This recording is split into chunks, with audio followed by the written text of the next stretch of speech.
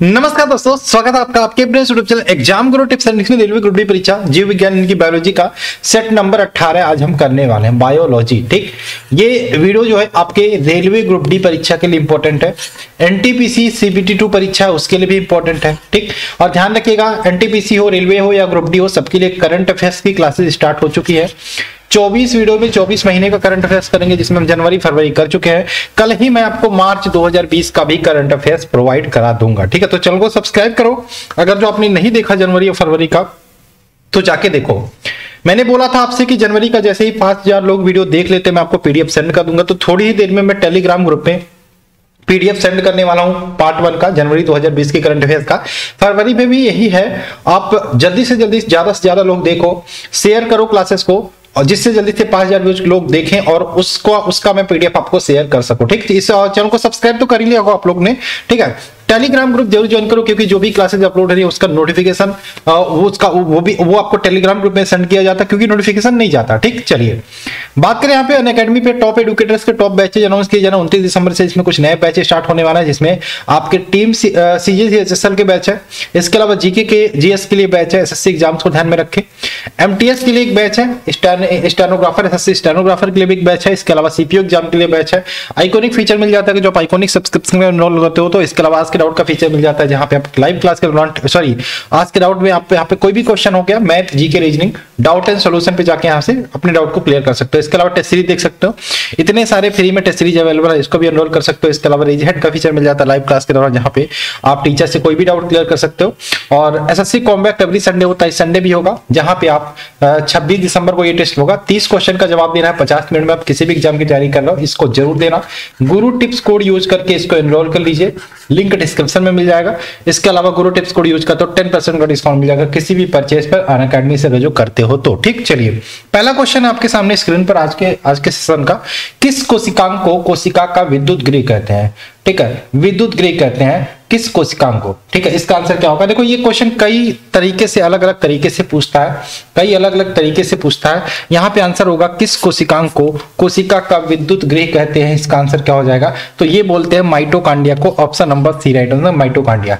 Mitochondria ध्यान रखिएगा, mitochondria के एंजाइम द्वारा कोशिका श्वसन होता है, जिससे ऊर्जा पैदा होती है, और इसी के कारण इसे हम विद्युत गृह कहते हैं। किसका? कोशिका का। ठीक, कोशिका का विद्युत गृह कहते हैं। ठीक है, चलिए क्वेश्चन नंबर बात करें हमारा। यहाँ पे एंडोप्लाज्मिक रेटिकुलम है, इसका काम क्या होता है? इसका काम होता है सेल में ढांचा बनाने का काम करना। ठीक है, एंडोप्लाज्मिक रेटिकुलम या बोलते हैं अंतःप्रद्रव्य जलिका। चलिए क्वेश्चन नंबर 2 की बात करें। एंडोप्लाज्मिक रेटिकुलम का मुख्य कार्य क्या है? अभी मैंने बताया थोड़ी देर पहले, एंडोप्लाज्मिक रेटिकुलम यानी कि ईआर, इसे बोलते हैं हिंदी में अंतःप्रद्रव्य जलिका। प्रद्रव्य जलिका हिंदी में बोलते हैं। ठीक, इसका मुख्य कार्य क्या है? इसका कार्य होता है कोशिका का ढांचा बनाना। कोशिका का ढांचा बनाना option number C right answer होगा। ठीक, ध्यान रखिएगा ईआर की बात करें, एंडोप्लाज्मिक रेटिकुलम विषाणु, जीवाणु, नीले हरी शैवाल तथा स्तनधारी स्तनधारियों की लाल रक्त कोशिकाएं होते हैं उसमें पाए नहीं जाते। ठीक, किसमें नहीं पाए जाते?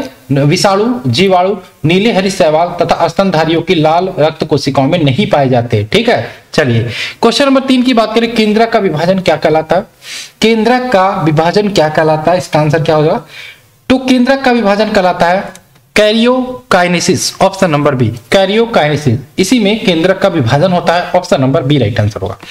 क्वेश्चन नंबर 4 की बात करें। किस कोशिकांग को आत्महत्या की थैली बोलते हैं? सुसाइड बैग बोलते हैं। किस कोशिकांग को? ये क्वेश्चन कई बार रिपीट हो रहा है भाई। कोशिकीय उपापचय होता है, मेटाबॉलिज्म होता है, उसके व्यवधान के कारण जब कोशिका क्षतिग्रस्त या मृत हो जाती है। कोशिकीय उपापचय यानी कि मेटाबॉलिज्म के कारण, जब व्यवधान के कारण जब कोशिका क्षतिग्रस्त हो जाती है या मृत हो जाती है, तो लाइसोसोम क्या होते हैं? फट जाते हैं। अब जब लाइसोसोम फट गया और एंजाइम अपनी कोशिकाओं को पाचित कर लेते हैं, तो इसीलिए हम किसको बोलते हैं? लाइसोसोम को कोशिकांग की आत्महत्या की थैली बोलते हैं। लाइसोसोम इसका राइट आंसर हो जाएगा। क्या करते हैं? लाइसोसोम जब फट जाते हैं और अपनी एंजाइम अपनी ही कोशिकाओं में पाचित कर लेते हैं, तो इसलिए इसको लाइसोसोम को आत्महत्या की थैली बोला जाता है। Option number B right answer होगा। 5 की बात करें। कोशिका भित्ति का मुख्य अवयव क्या होता है? कोशिका भित्ति का मुख्य अवयव की बात करें, ये होता है cellulose. Option number B right answer होगा। सेलुलोज कोशिका भित्ति का मुख्य अवयव होता है। ठीक, 6 की बात करें। दूध से दही जमाने में कौन सा जीवाणु काम आता है? दूध से दही जमाने में कौन सा जीवाणु काम आता है? तो इसका आंसर हो जाएगा लैक्टोबैसिलस, ऑप्शन नंबर ए। ये तो क्वेश्चन कई बार पूछा गया भाई, हजारों बार। ठीक, 7 की बात करें, निम्न में से कौन सा जीवाणु नहीं है? कौन सा जीवाणु नहीं है? Cocci, vibrio, Porifera, spirulina. तो कौन सा जीवाणु नहीं है? तो याद रखिएगा पोरिफेरा जीवाणु नहीं है, option number C right answer होगा। 8 की बात करें, कोशिका में कोशिका द्रव को घेरने वाली झिल्ली को क्या कहते हैं? कोशिका में कोशिका द्रव को घेरने वाली झिल्ली को क्या बोलते हैं? इसको बोलते हैं plasma membrane, option number B, plasma membrane. ठीक, 9 की बात करें, निम्नलिखित में से कौन स्तनपायी नहीं है? निम्नलिखित में से कौन स्तनपायी नहीं है? इसका आंसर क्या होगा? तो याद रखिएगा दरियाई घोड़ा, व्हेल, डॉल्फिन, ब्लू शार्क। याद रखिएगा दरियाई घोड़ा स्तनपायी नहीं है, option number A right answer होगा। 10 की बात करें, इनमें से कौन सा एक टीका शरीर के कौन सा एक कीट के शरीर का उत्सर्जन है? कीट है, टीका नहीं है भाई, ये टाइपिस्ट। मैंने काम थोड़ा ज्यादा दे दिया है ना। अब आप कहोगे सर इंग्लिश में नहीं है, तो इंग्लिश थोड़ा सा दिक्कत है। मेरा जो टाइपिस्ट है बहुत बिजी है। करंट अफेयर्स मैंने पूरा मैं करंट अफेयर्स का पीडीएफ तैयार करवा रहा हूं, उसमें थोड़ा काम ज्यादा उसको दे दिया है, इस चक्कर में हिंदी इंग्लिश नहीं कर पा रहा। ठीक, और गलतियां भी देख रहे हो, कीट को टीक लिख रहा है। ठीक, इनमें से कौन सा कीट के शरीर का उत्सर्जन है?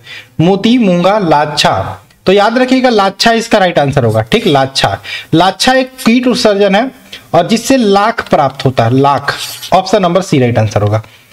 किससे शिशु की लिंग निर्धारित होती है? किससे शिशु के लिंग निर्धारित होती है? तो याद रखिएगा पिता के क्रोमोसोम से। पिता के क्रोमोसोम से शिशु के लिंग की निर्धारण होता है, यानी कि XY।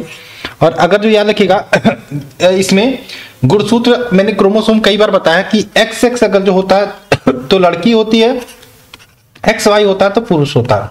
ठीक, चलिए क्वेश्चन नंबर 12 की बात करें, कान के किस हिस्से का कार्य इसे ध्वनि तरंगों के आघात से बचाना होता है? कान के किस हिस्से का कार्य इसे ध्वनि तरंगों के आघात से बचाना होता है? तो इसका आंसर हो जाएगा कंठ नली, option number D right answer होगा। 13 की बात करें, हमारे शरीर के किस हिस्से में न्यूरॉन सबसे अधिक संख्या में पाए जाते हैं? हमारे शरीर के किस हिस्से में न्यूरॉन सबसे अधिक संख्या में पाए जाते हैं? इसका आंसर क्या होगा?